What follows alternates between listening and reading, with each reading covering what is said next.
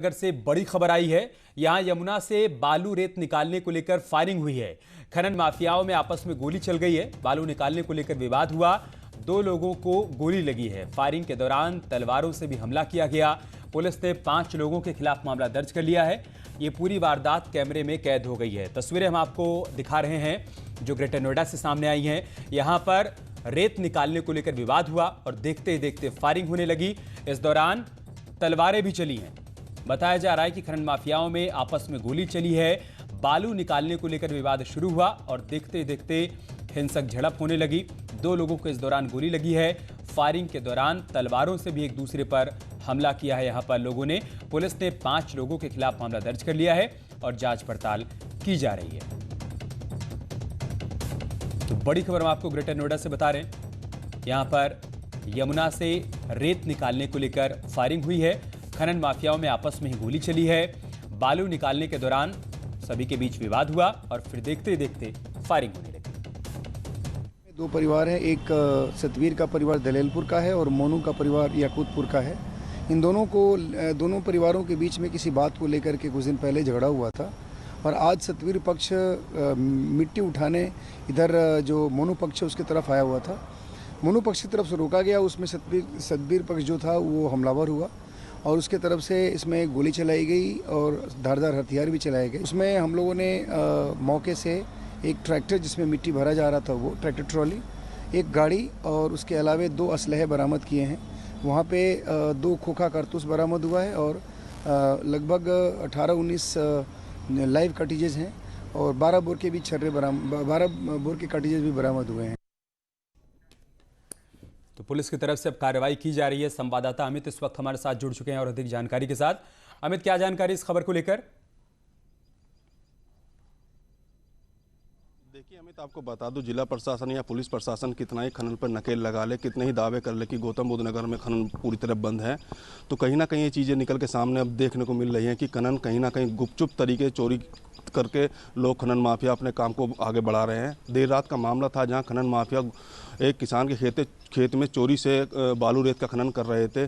किसी बात को लेके आपस में खूनी संघर्ष हो गया जिसमें तलवारें चली, फायरिंग हुई। फायरिंग में 2 लोग घायल हो गए। वहीं जो पुलिस का दावा है कि जहां खनन माफिया खनन कर रहे थे वहां भारी तादाद में असला बरामद हुआ है, कार्टेज बरामद हुए हैं। पुलिस ने 5 लोगों के खिलाफ मुकदमा दर्ज कर लिया है और पुलिस का दावा है कि जल्द ही ये जो 5 लोग के खिलाफ FIR दर्ज हुई है उनको गिरफ्तार कर लिया जाएगा। लेकिन कहीं ना कहीं जो दावे थे जिला प्रशासन और पुलिस प्रशासन के कि खनन पूरी तरह गौतम बुद्ध नगर में बंद है, तो कहीं ना कहीं वो दावे फेल नजर आ रहे हैं। जी अमित, जिन 5 लोगों पर FIR दर्ज की गई, अमित, उनके बारे में क्या जानकारी है और कब तक उनकी गिरफ्तारी हो पाएगी? पुलिस अब क्या एक्शन ले रही है? देखिए, पुलिस का दावा है कि जो FIR दर्ज कराई गई है वो नेम्ड FIR है, उसमें जल्दी गिरफ्तारी कर ली जाएगी। रात भी दबिश दी गई थी, पुलिस की 2-3 टीमें बनाई गई हैं और पुलिस लगातार दबिश दे रही है। पुलिस का दावा है कि आज या कल तक जो खनन माफिया हैं, जो जिनके खिलाफ FIR दर्ज हुई है, जिनके नाम, उनको गिरफ्तार कर लिया जाएगा और उसके बाद ही विधानिक कार्रवाई की जाएगी। जी ठीक है, शुक्रिया आपका हमारे साथ जुड़ने के लिए और जानकारी हम तक पहुँचाने के लिए। और अब बात करते हैं एक और बड़ी खबर की। सरकारी दफ्तर में लेट आने वाले अधिकारियों की अब खैर नहीं। अधिकारियों की कार्यशैली में सुधार लाने के लिए अब मुख्य सचिव RK तिवारी ने नए आदेश जारी कर दिए हैं। इसमें सबसे बड़ा बिंदु है अधिकारियों का समय पर पहुंचना। मुख्य सचिव ने साफ किया है कि अधिकारियों को 9:30 बजे से 10 बजे के बीच हर हाल में ऑफिस पहुंचना होगा। इसके अलावा कानून व्यवस्था में अच्छे और खराब जिलों की रैंकिंग भी तय होगी और उसी हिसाब से अधिकारियों की नियुक्ति भी की जाएगी।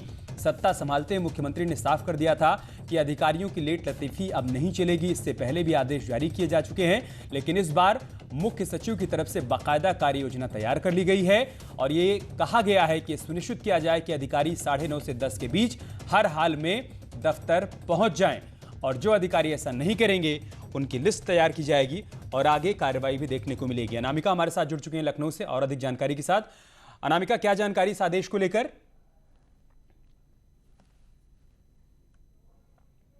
और देखिए, मुख्य सचिव आर.के. तिवारी ने सभी जिलों के जो डीएम हैं और एसएसपी हैं उनको पत्र लिख करके ये जानकारी दी है और ये निर्देश भी दिया है कि अब हीला हवाली नहीं चलेगी, क्योंकि कोरोना काल में ये बहुत सारी शिकायतें आ रही थी कि कोरोना का बहाना लेके बहुत सारे अधिकारी हैं, जिलाधिकारी हैं जो अपने दफ्तर में बैठ नहीं रहे हैं, समय के बाद बैठते हैं या बैठते ही नहीं हैं। तो उसको लेकर के कल देर रात मुख्य सचिव की ओर से ये पत्र जारी किया गया है, जिसमें ये कहा गया है कि सभी जो अधिकारी हैं, विभागाध्यक्ष हैं, वो तय समय पर अपने दफ्तर में बैठे। समय भी मुकर्रर किया गया है, 9:30 से 10 बजे के बीच में अधिकारियों को अपने अपने दफ्तरों में बैठना है, जनता दर्शन करें या विभागीय कामकाज करें, फाइलों को निपटाएं या जो भी कामकाज है उसको वो करें, लेकिन समय पर दफ्तर में बैठें। इसके अलावा ये भी कहा गया है कि अब जो प्रदेश के जिले हैं उनकी रैंकिंग की जाएगी, जिले के हिसाब से रैंकिंग की जाएगी, यानी कि जिले में जो कामकाज का ब्यौरा होगा उसके आधार पर रैंकिंग जो होगी उसको कैटेगराइज किया गया है। Red zone, yellow zone, green zone और ब्लू जोन में बांटा जाएगा। जो जिले रेड जोन में आएंगे उनकी संस्तुति की जाएगी कि वहाँ पे क्या कामकाज नहीं किए जा रहे हैं, क्यों रेड जोन में आ रहा है वो, और रैंकिंग के आधार पर ही तय किया जाएगा कि अधिकारियों को तैनाती कैसे मिलेगी। यानी कि जिले में अगर आप डीएम है या कप्तान है और आपकी परफॉर्मेंस अच्छी नहीं है, आपका जिला रेड जोन में आता है, तो आपकी तैनाती को लेकर भी दिक्कतें होने वाली हैं। इसी बिहार पर यह कहा गया है कि पूरे प्रदेश के जिलों की रैंकिंग की जाएगी और रैंकिंग के आधार पर ही अधिकारियों को तैनाती दी जाएगी। हमारे साथ इसी से जुड़ी एक और बड़ी खबर आ रही है, वो दर्शकों को बता देते हैं। उत्तर प्रदेश के स्वास्थ्य विभाग में 50 साल से अधिक उम्र के बाबुओं की स्क्रीनिंग और छटनी के लिए आदेश भी जारी कर दिया गया है। 50 साल से अधिक उम्र के बाबू की कार्यदक्षता, कार्यसत्यता और शारीरिक दक्षता के आधार पर स्क्रीनिंग होगी और उसके बाद छटनी की प्रक्रिया आगे बढ़ाई जाएगी। बड़ी खबर में आपको बता रहे हैं, अब स्वास्थ्य विभाग में ऐसे कर्मचारी या फिर अधिकारी जिनकी उम्र या तो ज्यादा है या जिनकी कार्यदक्षता कम है, उनकी स्क्रीनिंग की जाएगी और उसके बाद उनकी छटनी भी की जाएगी। अनामिका, एक बात तो बिल्कुल साफ है कि अब काम के आधार पर ही आपकी नौकरी बची रहेगी, नाम के आधार पर नौकरी नहीं बचेगी। काम करेंगे तो बने रहेंगे। देखिए, लोगों की एक मानसिकता होती है कि अगर सरकारी नौकरी कर रहे हैं, वो समूह ख की या ग की या फिर अलग अलग डिपार्टमेंट्स में कर्मचारी हैं, बाबू हैं, तो उन्हें ये लगता है कि आजीवन उनके लिए जो है कम से कम ये कुर्सी सुरक्षित है। हालांकि मुख्यमंत्री योगी आदित्यनाथ की ओर से जिस तरीके से बैक टू बैक प्रहार किया जा रहा है करप्शन को लेकर, या आप देखेंगे कि जो डिसीजंस लिए जा रहे हैं उसमें ये बताया जा रहा है कि जो सरकारी कर्मचारी, जो सरकारी फॉर्मेट है काम करने का, उसको बदलना होगा। कल देर रात इसी को लेकर के एक डिसीजन भी सामने आया है स्वास्थ्य विभाग के कर्मचारियों को लेकर, जिसमें कहा गया कि 50 साल के ऊपर के जो भी बाबू या कर्मचारी हैं, लिपिक वर्ग के, संवर्ग के अधिकारी हैं, उनको ये देखना होगा कि उनकी कार्यदक्षता कैसी, क्योंकि शिकायतें ये भी आ रही थी कि बहुत सारे बाबू ऐसे होते हैं जिनकी उम्र 50 से ज्यादा है, वो कंप्यूटर चला नहीं पाते, उन्हें बीपी, शुगर, तमाम तरह की दिक्कतें भी हैं, समस्याएं भी हैं, उनकी वर्किंग आवर्स बहुत कम है, वो दफ्तर बहुत कम आते हैं, कामकाज में उनकी हीला हवाली है। तो ऐसे लोगों की अब स्क्रीनिंग होगी, छटनी की जाएगी। 4 सदस्यीय कमेटी बनाई गई है, यानी कि 4 सदस्य ऐसे होंगे जो स्क्रीनिंग करेंगे पूरे डिपार्टमेंट की और ये बताएंगे कि कौन से कर्मचारी बाबू ऐसे हैं जो काम के लायक है, काम कर रहे हैं, अभी भी वो एक्टिव हैं। इस बिहार पे ही उनकी छटनी होगी, उनकी नौकरी बची रहेगी। ये जरूर माना जा रहा है कि 1400 से 1500 कर्मचारी ऐसे हो सकते हैं स्वास्थ्य विभाग में जिनके पर तलवार लटकेगी और स्क्रूटनी के बाद ये पता चल पाएगा कि कितने कर्मचारी इस तलवार से बच पाएंगे और कामकाज में एक्टिव रहेंगे, आगे भी काम करने को लेकर। बातों को लेकर सीएम एक्शन में भी अनामिका बनी रहे हमारे साथ। उनके एक्शन की एक और तस्वीर सामने आई है, वो बताते हैं। भ्रष्टाचार पर लगाम कसने के लिए मुख्यमंत्री योगी आदित्यनाथ बेहद सख्त दिखाई दे रहे हैं। मंगलवार की देर शाम को प्रदेश सरकार ने घोटाले में दोषी पाए गए 3 एआरटीओ को निलंबित कर दिया, जिसमें वाराणसी के अरुण कुमार राय, औरैया के धनबीर यादव और मऊ के अवधेश कुमार को निलंबित किया गया है। 2 के खिलाफ विभागीय कार्रवाई के आदेश भी दिए गए हैं। बता दें कि इन पर दूसरे प्रदेश के वाहनों को गलत तरीके से दर्ज करने का आरोप था। सीबीआई जांच में मिले तथ्यों के आधार पर ही कार्रवाई के निर्देश दिए गए हैं। अनामिका लगातार हमारे साथ बनी हुई हैं। अनामिका, करप्शन पर जीरो टॉलरेंस की पॉलिसी है सरकार की और सरकार उसमें किसी प्रकार की कोई ढिलाई नहीं बरतना चाहती है, उसी की तस्वीर देखने को मिली है। देखिए अमित, पिछले कुछ दिनों से हम जो नोटिस कर रहे हैं, बैक टू बैक कार्रवाई हो रही हैं। आपको याद होगा कि 2 आईपीएस ऑफिसर्स 24 घंटे में सस्पेंड कर दिए गए। इसके बाद आपने ये भी देखा कि जो देवरिया का मामला सामने आया, जहां पे रिटायर्ड आईएएस ऑफिसर की पेंशन को जब्त करने के निर्देश भी दिए गए, 50% कटौती के आदेश दे दिए गए। देर शाम ये भी खबर सामने आई कि जो 3 एआरटीओ हैं उनके खिलाफ भी कार्रवाई के आदेश दिए गए। 2 ऐसे कर्मचारी हैं जिनके खिलाफ विभागीय जांच के आदेश दिए गए हैं। ये वो कर्मचारी और अधिकारी हैं जो बगैर कागजों की पड़ताल किए हुए पैसे लेकर के कागज जारी कर दे रहे थे। ऐसे में बहुत सारी बसें और गाड़ियां ऐसी थी जिनके पास लाइसेंस ही नहीं था, उनको जबरन लाइसेंस दिया गया पैसे लेकर के, और ऐसे लोगों की जांच अभी और भी चल रही है, यानी कि ये अंतिम नहीं है। अभी आने वाले दिनों में आपको कई ARTO ऐसे भी मिलेंगे जिन पर कार्रवाइयां चलेंगी। आपको याद होगा कि महोबा में एक घटना सामने आई थी जहां पे ये आरोप लगा वहां के SSP पर कि वो अवैध बसों को चलाने के लिए पैसे की वसूली कर रहे हैं, और इसी को आधार बनाकर लगभग सभी जिलों में से शिकायतें मंगवाई गई कि ऐसे कौन कौन से कर्मचारी ARTO लिप्त हैं ऐसे कारनामों में। तो जैसे जैसे लिस्ट आ रही है वैसे वैसे कार्रवाई भी हो रही है। कल जो कार्रवाई हुई है देर शाम, वो CBI जांच के तहत जो संस्तुति की गई थी उसके तहत ये कार्रवाई की गई है। बहुत शुक्रिया आपका हमारे साथ जुड़ने के लिए अनामिका, और जानकारी हम तक पहुंचाने के लिए। उधर बस्ती मंडल की समीक्षा बैठक में सीएम अधिकारियों के कामकाज से नाराज दिखे। वीडियो कॉन्फ्रेंसिंग में सीएम योगी ने जमकर अधिकारियों को फटकार लगाई। भ्रष्टाचार के खिलाफ सीएम योगी की एक और बड़ी कार्रवाई देखने को मिली है। बस्ती में सड़क निर्माण में भ्रष्टाचार के दोषी पाए गए दागी इंजीनियर की संपत्ति जब्त करने का उन्होंने आदेश दिया है। उन्हें भ्रष्टाचार के मुद्दे पर कोई भी किसी भी प्रकार से किसी के प्रति कोई रियायत नहीं करनी चाहिए। अगर वह अनुरक्षण के लोग कार्य नहीं करते हैं तो भी कार्रवाई करनी चाहिए, और अगर उनके द्वारा किसी भी प्रकार का कोई आर्थिक कदाचार किया जाता है उससे पहले निर्माण कार्य होते समय ही तो इस पर कार्रवाई की जानी चाहिए। लखनऊ में देर शाम पुलिस कमिश्नर सुजीत पांडे खुद पैदल गश्त पर निकल पड़े। गश्त के दौरान पुलिस ने आम लोगों से बातचीत की। पब्लिक में भरोसा और पुलिस की विजिबिलिटी बढ़ाने के लिए ये गश्त की गई, जिसकी अगुवाई खुद कमिश्नर सुजीत पांडे कर रहे थे। इस दौरान पुलिस की तरफ से लोगों को ये भरोसा दिया गया कि पुलिस आपकी सुरक्षा में हर पल हर वक्त मुस्तैद है, और इसी कड़ी में पुलिस सड़कों पर आपकी सुरक्षा को सुनिश्चित कर रही है।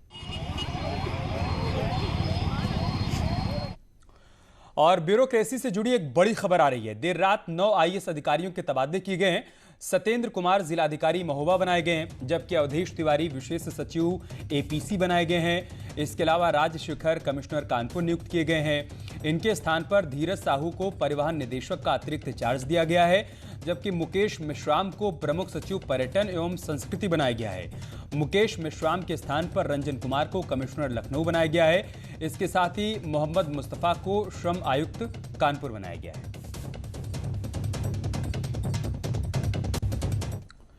और मुख्यमंत्री योगी आदित्यनाथ का गोरखपुर का दौरा प्रस्तावित हुआ है। आज 2 दिवसीय दौरे के लिए आज वो गोरखपुर रवाना हो जाएंगे। गोरखपुर में आयोजित अलग अलग कार्यक्रमों में सीएम योगी को शामिल होना है। उससे पहले उनके दौरे को लेकर पूरी रूपरेखा तैयार हो गई है। 2 दिनों का उनका दौरा होगा।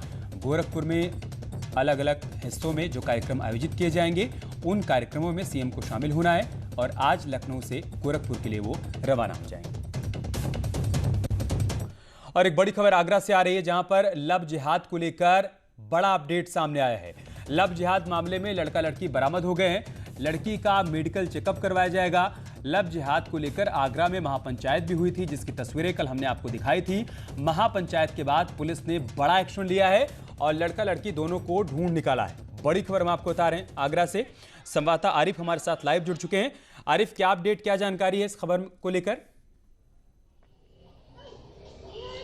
देखिए अमित, आपको याद होगा कल जो महापंचायत हुई थी उसमें हजारों की संख्या में लोग इकट्ठे हुए थे और तमाम पुलिस के आला अधिकारी उस पंचायत में पहुंचे थे और काफी समझाने के बाद महापंचायत के लोग माने और ये तय हुआ कि 24 घंटे के अंदर लड़का लड़की को बरामद करना होगा। और देखिए कल से लेकर अभी 24 घंटे पूरे नहीं हुए हैं, लिहाजा पुलिस लगातार लगी हुई थी। आगरा के SSP ने बताया कि 7 टीमें लगाई गई थी लड़का लड़की की बरामदगी के लिए। और देखिए 24 घंटे भी पूरे भी नहीं हुए अमित, और उससे पहले लड़का लड़की दोनों को बरामद कर लिया गया है। लड़की का मेडिकल चेकअप होगा, उसके बाद परिजनों को लड़की को सौंपा जाएगा और जो आरोपी है लड़का उसको जेल की सलाखों के पीछे भेजा जाएगा। देखिए 11 सितंबर को ये लड़की लापता हुई थी, उसके बाद पुलिस ने इस मामले में बड़ी लापरवाही बरती, लिहाजा लोगों को महापंचायत करनी पड़ी और महापंचायत की वजह से पुलिस दबाव में आई और दबाव का नतीजा ये रहा कि लड़की मिल गई है और बहुत जल्दी उनके परिवार वालों के पास लड़की पहुंच जाएगी। जी अमित। शुक्रिया आरिफ आपका हमारे साथ जुड़ने के लिए और तमाम जानकारी हम तक पहुंचाने के लिए। यहाँ रुक रहे हैं छोटे से ब्रेक के लिए, जल्द लौटेंगे कुछ और खबरों के साथ।